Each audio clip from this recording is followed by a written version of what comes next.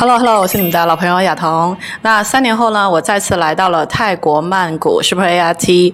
那我们邀请到呢 CEO James 来跟我们讲解一下医院这3年的一个改变和调整。那怎么样通过了这些政策的一个内部管理的优化或者一些调整，然后让我们这个3年生殖中心都依然美好的存在。Hello， สวัสดีครับ。สวัสดีครับ Yeah。Obviously, once the COVID pandemic came, the first priority was to ensure the safety of patients and staff. So we immediately implemented all the international and national guidelines to protect patients and staff from the COVID-19 virus.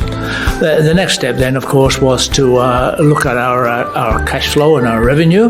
And obviously, if we couldn't increase our revenue, then we were going to run out of cash and then we would have to close. So we had to look at strategies to improve our revenue and therefore improve our cash flow. So among those strategies, one of the first things we did was we changed our strategy for business development towards the domestic market. So we started a number of collaborative strategies with obstetricians and gynecologists, with other IVF specialists in the provinces to try and get an increased patient flow. We also targeted our marketing at the domestic market, both on social media and on our website. We did campaigns using celebrities who came and had successful cycles, and that was very successful in more than tripling the number of domestic patients that we had coming to the clinic, and allowed us to have enough money to just not only stay open, but also not to have to retrench any staff.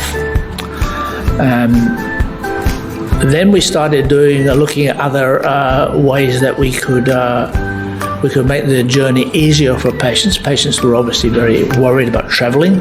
Even domestic patients were worried about even travelling between provinces in Thailand.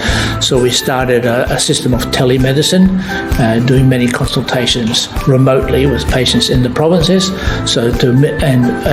Organising some aspects of the early treatment at clinics in different parts of the country, so that the patient minimised the time the patient had to be in Bangkok and stay in Bangkok. Bangkok, of course, had the highest number of COVID cases, as you would expect, being crowded, and to minimise the patient stay in Bangkok was very important. So these are some of the strategies. We also then, of course, looked at some cost-cutting measures. So we didn't replace staff who left unless it was crucial. So when a staff left, we said, do we need to replace them immediately, or have we sufficient staff to cover that situation? So we only recruited where it was absolutely essential. We reorganised departments to make them more streamlined, to work more efficiently. So yeah, that's some of the strategies that we implemented during that time. What it did, if I don't mind saying another word, what it did show was that when we had the international patients, the importance of the agents. When we started moving to domestic, there was no agents, okay? These patients were coming privately.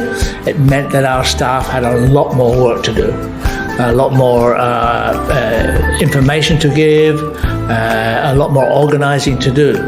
So we realised how good so many of the agents that we had previously were, and the amount of work that they do to help the patient.